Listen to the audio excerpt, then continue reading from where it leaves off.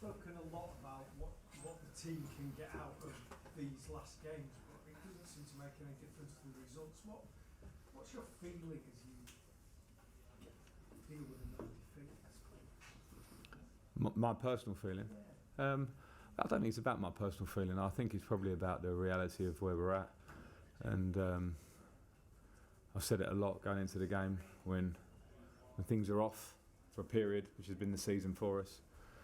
You can trace it back to probably pre-season, and then it's not easy to turn it. And then when you go into a running against top clubs that are going for something, nothing's a given in this game. So I think mixed feelings. We played okay in parts today.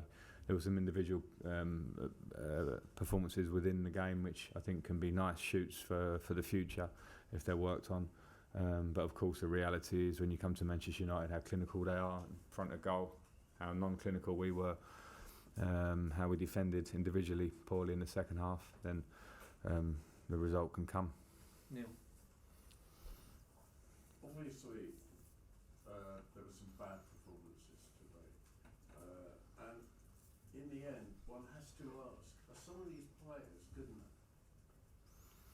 Well, it's a question I think that as a professional at the top level will be asked of you in a period of bad form, and your only way to answer that is to answer it with your performance, and it starts, as I've said before, with how you work and how you train and how you prepare. And if I'm honest, collectively, that's been the thing that was quite glaringly short by as a collective. Now, there are a lot of reasons for that, so that's not just an aimless dig. That's because there are sometimes variables. It's been a tough season. People talk about the squad size, things that are very valid.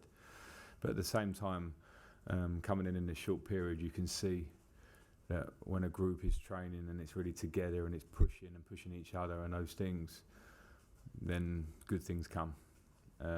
And you as the individual improve within that. And at the moment, that momentum is not there. It's clear. So it doesn't matter. When I get asked, why did you play back five? That gets analysed. You go, well, play back four, and people have to defend with responsibility individually much more. That's modern football. You can see some shortcomings. So this is not a tactical thing, and it's not been a tactical thing since I've been here. It's been more about assessing where the group are. Can you help individuals within it? And I don't want to throw a blanket because there's some individuals that I think performed quite well tonight and will improve and will get better.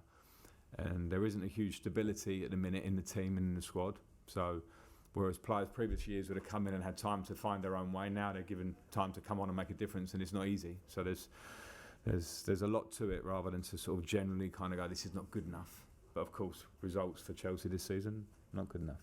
Okay, quickly, because we're going to do go on, Spy. That's it. There's been a lot of talk about the squad being bloated, but when I look at it, I see the technical department is more bloated than the squad. Are you confident that Chelsea is the right structure to go forward? I feel like you're making statements rather than asking questions. I'm not gonna comment on that. Spy. I'm here to comment on the squad more than anything, and in the short time I have good relations with people at the club because it's a short period. We all knew what it was, and I think we all know we want to be better. As it goes on now, those decisions will be for people to make. In terms of the squad, that's what I really care about, and I think there's talent in the squad. But it was another reality day today. When you look at the emphatic nature of Manchester United at the top end of the pitch compared to us, and when you look at some of the experience they have and announce at the back end of the pitch to make the right decision at the right time, that's that is the situation, and it's going to take work to change that. Okay, last one on tonight, Simon. Great. Obviously, most of the damage was done before you even arrived. In terms of looking for optimism, Chelsea fans, does looking at Ten Hag and the job he's done here, and sort of someone that's going to have a full pre-season, whoever comes in, I think he's Pochettino.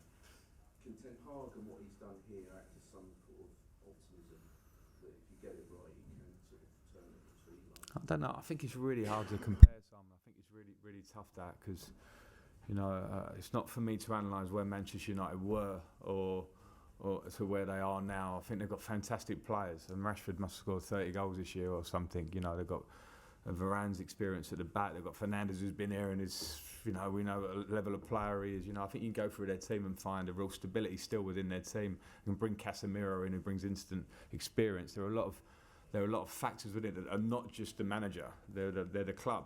So I don't think it's a comparison. Of course, you should be optimistic. We should look for pluses. We should look for the future being more positive than what it's been this season. That's clear. But I don't think it's one to compare, because every situation is different. And I think we have to go step by step to look at the big picture rather than just, well, new manager may change this. You know, it's bigger than for sure. And I'm not taking anything away from the job that Erik's done or any top manager does, because that's part of that's it. That's top coaches.